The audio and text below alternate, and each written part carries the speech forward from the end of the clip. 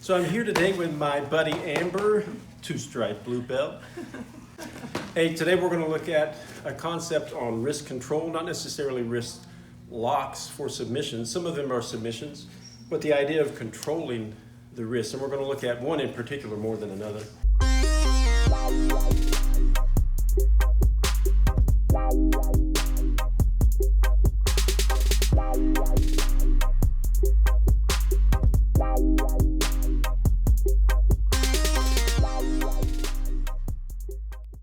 Hey, he started. Okay. You know, when we look at Aikido, and I've trained Aiki Jiu-jitsu, I've trained Aikido as well. Some of the moves or techniques seem impossible, but the structure, the sound principles are actually very, very true. It's just if you're not in the right position or don't have the right control, then they may be impossible. Take, for example, a standard Sankyo technique. She can grab my wrist from the outside. I can come around, wrap it up. And the way that I'm grabbing here, I'm not grabbing her wrist, I'm grabbing the meat of her hand. And again, from this example, turning it to the inside, grabbing the meat, and I'm not moving here so you can film, but just trying to get the meat of the hand below the wrist. This particular technique allows me to torque her wrist and cause her to move in agony. There are many throws that come out of this, right? Not to get super fancy or anything, but the idea of taking the wrist, turning it up, and catching it here really makes her less capable of defending herself. So with a wrist, Japanese terms, many people have heard, we have something called kote gaishi, which is simply, kote means wrist, gaishi means like an outward turn. So kote gaishi, this type of throw is very famous in movies. There's also the opposite direction called kote hineri, which again means an inward turn. So also famous, Steven Seagal. This technique has a name, Sankyo or Sankajo, is very common Japanese application or name for this application. But today I want to focus on the kote hineri, the turning the wrist to the inside. And we're going to look at that from self-defense grab, possibly from choke. And I also want to look at a really solid application of this turn from the ground. So one of our self-defense techniques where your thumb is up, my thumb is up, and I'm stepping underneath. We usually pull this up into a hammer lock, grab the lapel and force down, right? This hammer lock does create some control in the shoulder, but there's way more that we can do with the wrist than just holding it and pulling up trying to torque the shoulder. Okay, so we're going to look at what specific technique that is. So if her thumb is up, my thumb is up, no thumb, coming under for the technique. As I get to this back position, I'm going to zoom in on my hand. I'll do this a couple times. John is not a professional photographer. Instead of grabbing the wrist, I'm actually sliding down and grabbing at the hand. And I don't just want to grab her shoulder and pull up for a hammer lock. I'm actually going to try to put her palm on her belt, which creates the off-balancing way easier than trying to pull this up and kick her knee. By pushing her palm to her back, I actually have control of her now. A much worse position. So let's look at a choke from behind. It's important to get my meat hooks in so I can prevent her connecting and actually finishing this choke. So double meat hooks. You know, we have our normal self-defense throw from here. If I'm getting attacked out of the blue, my hand might already be on the inside, okay? This is a normal back control, even from on the ground. But if I have this hand in this position, it's pretty easy to control below the wrist and actually have the meat of her palm. So as I step out, If I just focus on the wrist again, if I step out, I can have maybe a hammer lock control, but she can spin and twist out of that pretty easy, even if I have a strong grip. But if I have the control of the meat of her hand below this wrist joint, no matter how much she tries to spin out, she won't be able to control from this joint below. And I'm just going to finish with a standard pin from aikijujutsu, aikido. So I pull out and straight to the ground. Now she could do an omoplata type roll here, which is fine. So let's focus on this specific takedown.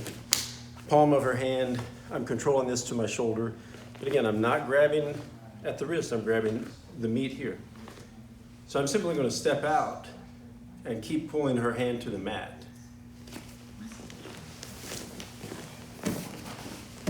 She could have done an omoplata type roll. Of course, I blocked that. And I'm still controlling this wrist. Even if she tries to roll and turn into me, this is a common, again, it's not a hammer lock. She could fight that a lot harder, but if I have her wrist turned in, forcing to the belt, and then of course our knee can come into play, and now I have full control. I'm gonna move you in a circle, but the point here is, even though I'm being soft with this, it's not, once the wrist is compromised, it impacts her entire body. That's why these are important. So it may not be causing her to submit at the moment. She's going to run in circles, but I could technically run her all the way around and throw her just with the wrist. Now, put that in tournament perspective, it might be difficult. Where is this technique valid in a controlled space for a higher percentage of submission or control? Let's take a look at that on the ground. So when we were standing, we looked at turning the wrist and catching it in this position. How is that applicable on the ground? Well, with our hand fighting, or she's trying to compress my hand. If I pull her forward, she's still holding my hand. I can come underneath, this is the technique, right? I can come underneath and grab the meat of her hand. And I have full control of her in my guard to prevent her from running away or escaping. And this is absolutely going to be a submission. I'm going to go slow, but just try to get away. That's a tap. Don't let her fool you. Amber's very tough, very vibrant jiu-jitsu player. But go ahead and do everything you can to get away.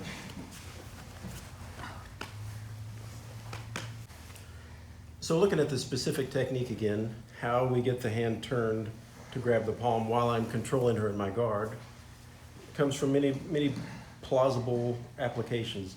Wrist control. Again, she may not try to be like a white belt and do an Americana in my guard. She may try to actually compress. I'm going to use my legs and force this up to my head, though. And I'm simply coming under and grabbing the back of the wrist. This is kind of a knife hand to fit it into my palm. But once it's here, it's locked. I really don't have to do any effort. She can't advance any further. And it's up to me to start turning this to make her elbow rise to the sky. And there's a tap. Very effective. But let's take a look at this when I'm in a compromised position and how it can actually save me from getting submitted myself. Okay, so now I'm in a much worse position. I'm trying to protect from chokes. She may cross grip and try to get an Americana on this arm. Very effective submission. Obviously, it's somewhat easy to defend by moving. It sets me up for different submissions, though. If she compresses this for an Americana and I turn, I could give her an armbar here. She could take my back. So it's not necessarily a good idea to turn, but there's a solution. And that solution is in, again, this kote ineri, this turning of the wrist to the inside, which is very painful. I don't want to get submitted, and I don't want her to attempt an Americana, but if she does, as soon as she does, I reach underneath, I grab the back of her hand. Again, I'm trying to grab the meat of the palm here, right? But she is creating this opportunity. If I don't act, I could be submitted. But again, all I'm doing is following underneath, grab the back of the hand, and then I pull it back into my chest. Go ahead and finish the Kimura or the Americano. I can't. Armbar, I can't. take my back, No. escape. And a submission, okay. Does the submission always occur from this? Not always, just being honest, because I'm not in guard, I can't control. Will it be 99 to 100% effective in preventing this submission and creating an opportunity to escape mount? Double thumbs up. I'll definitely be cutting this. And stop. Good job.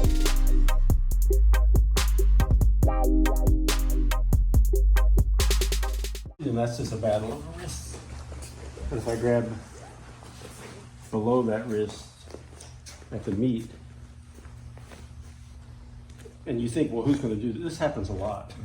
You know, you sit back and butterfly or whatever, you're trying to pull me in. I have your wrist here. I can pin this down. Yeah, so I'm using the friction of the mat, and I can, you know, start my move. If I just had your wrist, you know, that's not going to work. And of course, there's a counter to everything. If I'm just holding your wrist trying to move out here, you can say you just folded your wrist back in. Yeah. But if I'm holding the palm, go ahead and turn it in. It's hard. You're stronger. You're going to win that battle. But if I use the ground, pull it back in.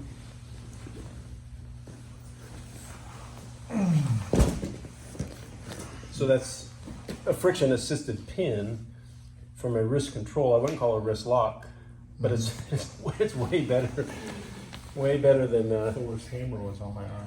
yeah, I have to put effort into it, right? But we're gripping, I get your hand, I'm gonna force it out. If I just tried that with your wrist, you'd sweep me. I always go for this Sankyo type wrist control. And when I force it out, you can't pull it back in. And it makes it harder for you. Now you're focusing on that and allows me to, you know, whatever, get out, advance my position.